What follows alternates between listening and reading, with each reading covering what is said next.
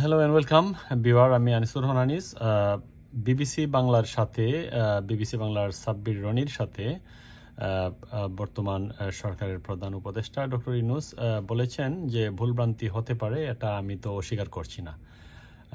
দীর্ঘদিন পরে আজকে বিবিসিতে একটি সাক্ষাৎকার দিয়েছেন তিনি এবং সাব্বির রনির সাথে সেটা অকপটে বলেছেন যে বিভিন্ন বিভিন্ন দিক দিয়ে বিভিন্ন সমস্যা রয়েছে এবং যে জিনিসটা একটা জিনিস যে আস্থার দিক দিয়ে যে কথাটা বলতে গিয়ে তিনি বলেছেন যে আস্থার কথাতেই ফিরে যায়, দেশ বিদেশের আস্থা, দেশের মানুষের আস্থা আছে, তবে আমরা কি করছি না করছি এগুলো খুচরা বিষয়, কিছু খুচরা বিষয় আছে।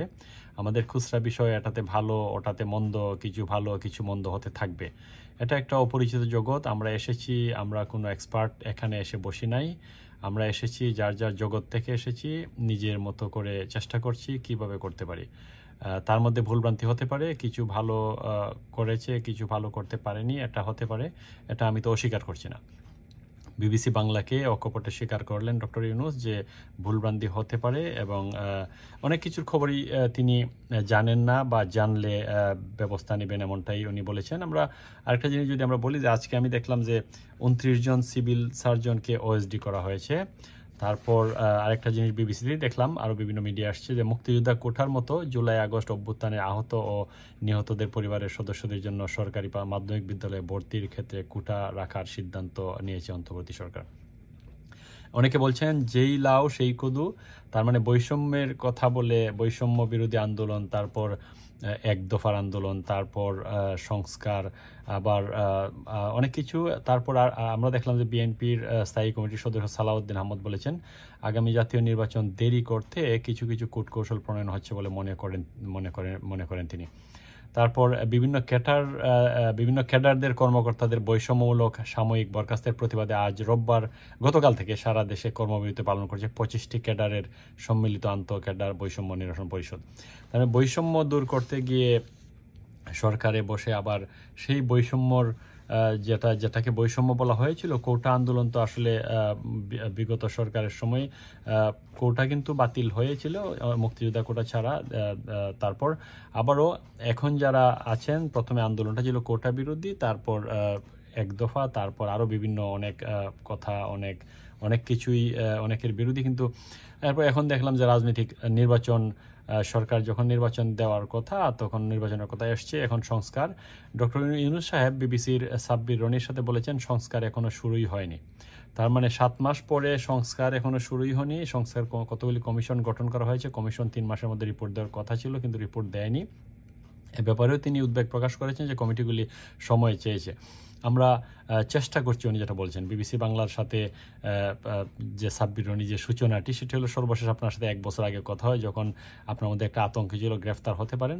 তখন তিনি বলেছেন সেটা তো আমি ইউনূস সাহেব বলেছিলেন যে আমার মধ্যে আতঙ্কের কিছু নেই, এটা সম্ভাবনা ছিল গ্রেফতার হতে পারি, তার আতঙ্কের কিছু নেই।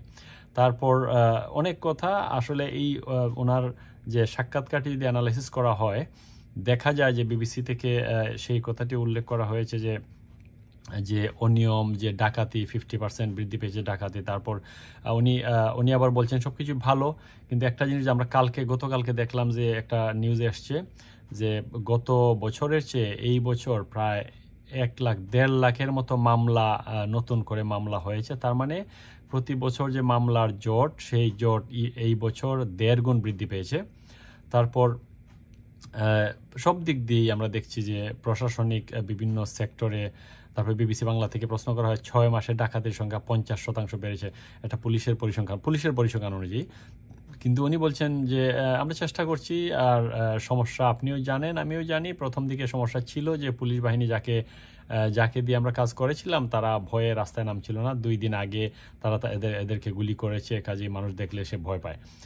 কাজেই তাকে ঠিক করতে করতেই আমাদের কয়েক মাস লেগে গেছে, এখন মোটামুটি ঠিক হয়ে গেছে। এখন আবার নিয়ম শৃঙ্খলার দিকে আমরা রওনা হচ্ছি, কাজ করতে থাকবো। এবং আরেকটা জিনিস যেটা যে ধানমন্ডি 32 নম্বর নিয়ে কথা এসছে, ভাঙচুর হয়েছে দীর্ঘ সময় ধরে, এগুলো চললেও সরকারের পক্ষ থেকে কোনো ভূমিকা নেওয়া হয়নি। এ সময় তখন প্রধান উপদেষ্টা তার বক্তব্যে বলেছেন যে সময় নিচ্ছে, তারা প্রস্তুত হয়ে নিয়ে তাদের মানসিকতা থেকে এখনও মুক্ত হতে পারেনি, এটা একটা জিনিস হতে পারে। আরেকটা হলো যে আমরা তাদের বলেছি যে কোনো পুলিশ স্টেশনে তারা সেটাকে পুলিশের স্টেশনে তারা যেন রিপোর্ট করতে পারে, আইনের আশ্রয় নিতে পারে, এবং সেটাকে আমরা সহজ করেছি। এখন বলেছি তোমরা ইন্টারনেটে দিয়ে দিতে পারো, অনলাইন পেজ করতে পারো, যাতে মামলা করতে গিয়ে হয়রানি হয়।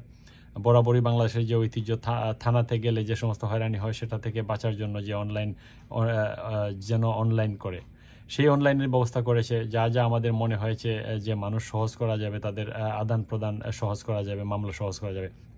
32 নম্বরের প্রশ্নটি ডিফারেন্ট ওয়েতে উত্তরটা এসছে, আসলে স্পেসিফিক না, কারণ সরকারের দায়িত্ব যে কোনো ভাঙচুর বা কোনো কিছু হলে বা কোনো ম্যাসিভ মাসাকার হলে অবশ্যই সরকার এবং প্রশাসন। আমরা দেখেছি ধানমন্ডি 32 নম্বর ভাঙ্গার সময় কিছু পুলিশ ছিল, তারা সরে গিয়েছে, তারপর সেনাবাহিনী ছিল, তারাও সরে গিয়েছে।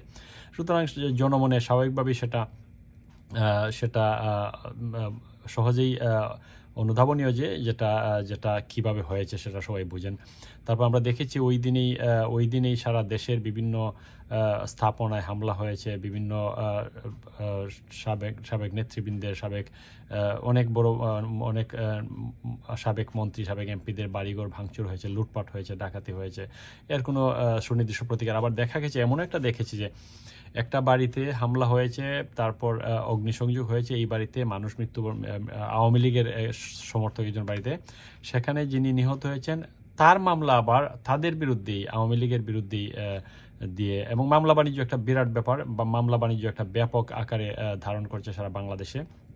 এবং আপনারা দেখেছেন যে বিভিন্ন দল মেনশন করছি না, বিভিন্ন দলের যে অনেকে আছেন যারা মামলা বাণিজ্যের সাথে জড়িত, মিথ্যা মামলা দিয়ে আবার আসামির নাম দিয়ে আসামিকে আবার ফোন করে বলছেন যে একটা সমাধান করো টাকা। আমরা দেখেছি চট্টগ্রামের একটা জায়গায় দেখলাম যে জামাতের একজন আমির এবং বিএনপির একজন মানুষ, তারা দুজনেই 13 লাখ টাকার ভাগাভাগি ওই টাকা আনতে গেছেন, একটা ভিডিও আমরা সোশ্যাল মিডিয়ায় দেখেছি।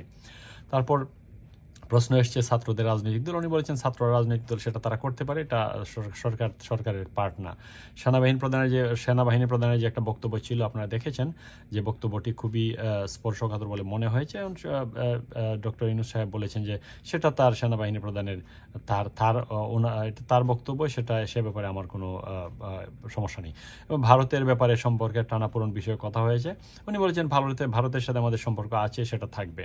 তারপর আবার একটা প্রশ্ন করেছেন হুমকি, যেমন একটা জিনিস প্রশ্ন করেছেন বিবিসির সাব্বির রনি, যেহেতু উনি বলছেন অনেক বিষয়ে কথা হয়, আপনি অনেক বিষয়ে একমত, অথবা স্বাধীনতা সার্বভৌমত্ব বিপন্ন হওয়ার কোনো সম্ভাবনা আছে কি না সরকার প্রধান হিসেবে আপনি কি মনে করেন। যেটা এই আর্মির যে কথাটা ছিল, সেনাবাহিনীর যে কথাটা ছিল, সেনাপ্রধানের বক্তব্যটা উনি বলছেন যে এটা ওনার বক্তব্য, উনি বলবেন, আমার ওখানে এন্ডোর্স করা না করার কোনো বিষয় না। তারপর সরকারে কোনো থ্রেট আছে কি না, যে বিপন্ন হওয়ার কোনো সম্ভাবনা, এতে ডক্টর ইউনূস সাহেব বলেছেন যে এটা তো সবসময় থাকে, একটা পলাতক দল দেশ ছেড়ে চলে গেছে বা তাদের নেতৃত্ব চলে গেছে, সর্বাত্মক চেষ্টা করছে এটাকে আনস্টেবল করার জন্য, এটা তো সবসময় থ্রেট আছেই, প্রতি ক্ষণেই আছে, প্রতি জায়গাতেই আছে, কাজে এটা সবসময় থাকবে। তার মানে আমরা যে অনেকে যেটা সমালোচনা করেছেন, যে অনেকে যেটা মন্তব্য করেছেন, বিভিন্ন মন্তব্য এসছে, আমরা দেখেছি যে আওয়ামী লীগকে কোণঠাসা করছে বিভিন্ন রাজনৈতিক দল যারা বর্তমানে সরকারের সাথে আছে, তারা, সরকারি বাহিনী, পুলিশ, আর্মি, মিডিয়া সবাই। তারপরেও আওয়ামী লীগ একটা থ্রেট এবং সব জায়গাতে থ্রেট আছে তারা মনে করছেন। তার মানে ওনার বক্তব্য থেকে যদি অ্যানালাইসিস করে দেখা যায় যে ওনার বক্তব্য থেকে যেটা আসছে, যেটা হচ্ছে যে একটা ভীতি কাজ করছে, এবং ভারতের সাথে সম্পর্ক টানাপোড়েনের ব্যাপারে উনি বলছেন না, ভারতের সাথে সম্পর্ক ভালো, আবার সেনাপ্রধানের সাথে সবসময় যোগাযোগ আছে। তারপর আরও বিভিন্ন বিষয়ে কথা বলেছেন, যেটা আসলে ওনার বক্তব্য থেকে যে জিনিসটা পরিষ্কার হয়েছে যে সব ব্যাপারে উনি অবগত আছেন, এবং সব কিছু ঘটনা, যেমন কিছু বিচ্যুত, তারপর অনেক কিছু দ্বন্দ্ব মাঝে মাঝে দেখা দেয়, সেগুলি আবার সমাধানের পথ আছে। আবার তারা বলছেন যে উনি কোনো অভিজ্ঞ মানুষ না, এখন ধরে নিলাম যেমন আমি আমি অর্থনৈতিক মানুষ না, এখন গ্রামীণ ব্যাংকে যদি আমাকে নিয়ে বসিয়ে দেওয়া হয়, আমার পক্ষে সেটা অর্থনীতি আমি পড়িনি, শুধু অর্থনৈতিকভাবে অর্থনীতির কোনো বিষয়ে আমার পক্ষে তো অবশ্যই আমার সেই অভিজ্ঞতা নেই। হ্যাঁ, আইনগত অভিজ্ঞতা আমার আছে, যেহেতু ল পড়েছি, সুতরাং সেটা আমি করতে পারি। ডক্টর ইউনূস সাহেব অকপটেই বলে দিয়েছেন যে আমার অভিজ্ঞতা নেই, হঠাৎ করে আমি এসেছি, সেখানে আমার সাথে যে টিমের অনেকেরই কোনো অভিজ্ঞতা নেই, সুতরাং একটু সময় লাগবে। ডিপেন্ড করে যে বাংলাদেশের বর্তমান যে অবস্থা, প্রতিদিন যে আমরা দেখেছি যে আবারও যদি বলি যে প্রতিদিন ৩১৩ জনের মতো খুন হচ্ছে, তারপর মামলা জট বাড়ছে, মিথ্যা মামলা হচ্ছে, তারপরে আওয়ামী লীগকে কোণঠাসা করার জন্য যে মামলার যে পাহাড়, সেই থেকে বোঝা যায় যে ওনার যে বক্তব্যটা আসলে সেটা কনফ্লিক্ট করে।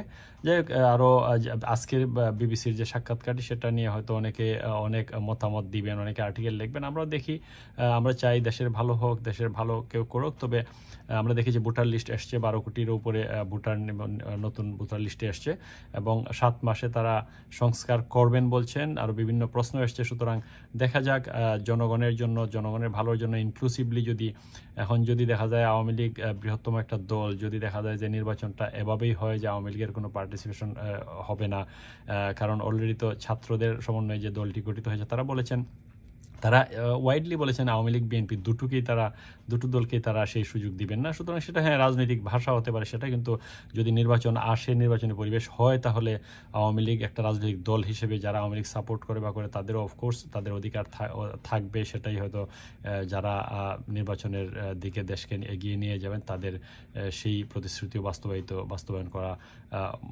করা জরুরি বলে মনে করছেন অনেকে। ভিউয়ার, আমার ভিডিওটা যদি আপনাদের ভালো লাগে, প্লিজ সাবস্ক্রাইব মাই চ্যানেল আনি স্পিক। ধন্যবাদ আপনাদের সবাইকে।